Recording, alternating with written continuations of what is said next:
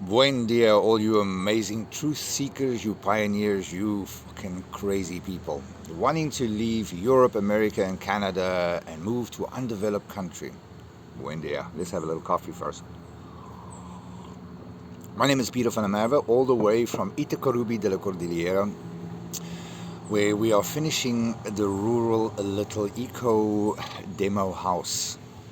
So, what an adventure. And as you can see, life is starting to wake up. People are going to work. People are getting there. It's just before 7. Um, what a journey. I remember the first time I came from London and I was here in Paraguay. The first day was a Sunday evening. I arrived. By Sunday morning, I arrived. I didn't speak any Spanish. I booked myself in the Excelsior Hotel because I saw on Google Map it was central. Be careful, chickens. Not everything is that central. But I had a great stay at that hotel, even though it was all dirty and all these kind of things. But it was lovely. The people was amazing, and there were some people that was just absolutely lovely. So here I go, broken Spaniel in a strange country. My data roaming is running out. I have to get a SIM card sorted out and all these wonderful things. So it's been a tough time getting something. So I arrived this Sunday. First, at that stage, they still you had to have a negative test, which I thought was actually fucking the day before it finished, but actually it didn't. The day I landed, it finished. And they didn't accept my test. They wanted another test. It was just about making money. So in any way, off I go. Rough start, delayed at the airport because I had to get a test, waiting for the test results, and then I could only go into Paraguay. So in any way, luckily we don't have that anymore, chickens. So, broken Espanol, running out of data, Google Translate, Excelsior, taxi driver, got to the hotel, fantastic. I literally just basically collapsed. Because on the flight here from the UK, like about 4 hours away from Brazil, some mayhem woman started screaming in the airport. That was in the AM starts. She didn't stop and the airplane was so cold, I was freezing my tits off. But anyway, rough start, good beginnings. Traveling through Paraguay and, doing my own immigration, and then, I didn't have a car. I didn't rent a car. I used a bus. You see where I'm going? For me, to get a bus was the best idea because I wanted to experience Paraguayan culture. I wanted to experience the people. Now, all the expats like to rent their little cars and they don't want to go in little buses, these tour buses from one intercity to another intercity link or anything like that.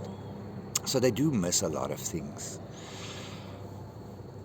It is amazing to live here, and to have experienced Paraguay on a raw state of Spanish was amazing. And through my travels, I've made a lot of amazing friends. Not expats, Paraguayan friends. Amazing, amazing, amazing, amazing friends. People that see the value in what I do, our project, how we work, Camino Verde Paraguay. We have a lot of people involved with this, chickens. It's not just me, There's a few Supreme Court judges at the moment that's also involved with it. We have a lot of people in, government that wants to join in a private capacity.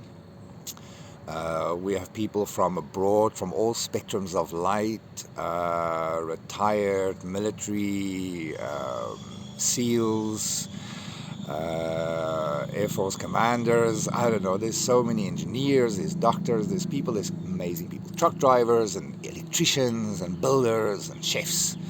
We have quite a few people that's joining our Camino Verde Paraguay project. So, besides that, finding your way in Paraguay is important. Making sure that you do things right is important.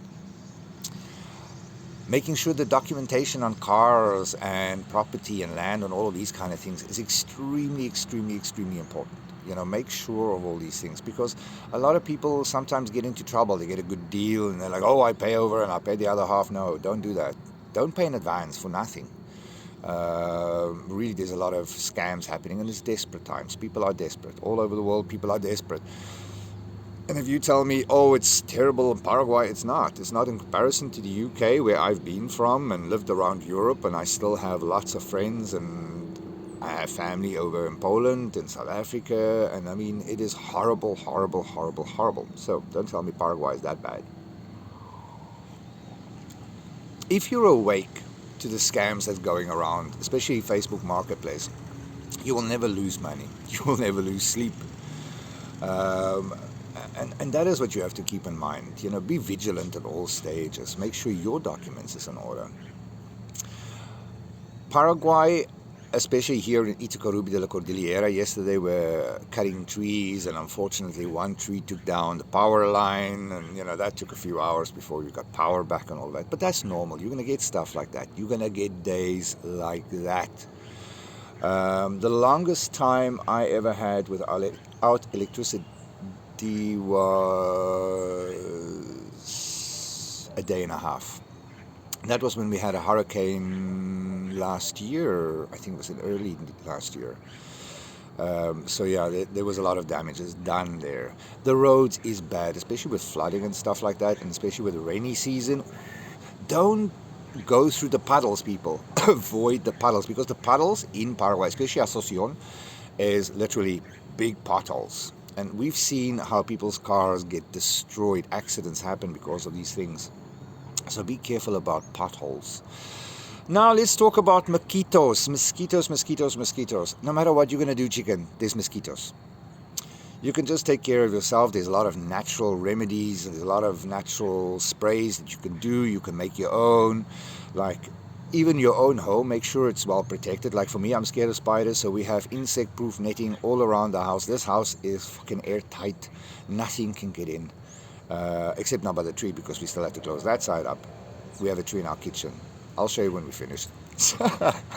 So besides a tree in our kitchen, because my houses and the houses that I design for people at the moment is very unique. We incorporate a lot of things like natural elements, refurbished elements, recycled elements. We try to create unique spaces, a healthy living environment for humans as well as for the environment, you know. So unusual houses. Now let's get back to Paraguay. Dating Paraguayans. Now people ask me about that. How is it to date a Paraguayan? Well, chickens, I tell you, it is a different culture. For us, me especially, I'm one of those people, I don't talk about things, I do things, you know. Paraguayans has this tendency of talking a lot about things, you know, and take a long time to do things.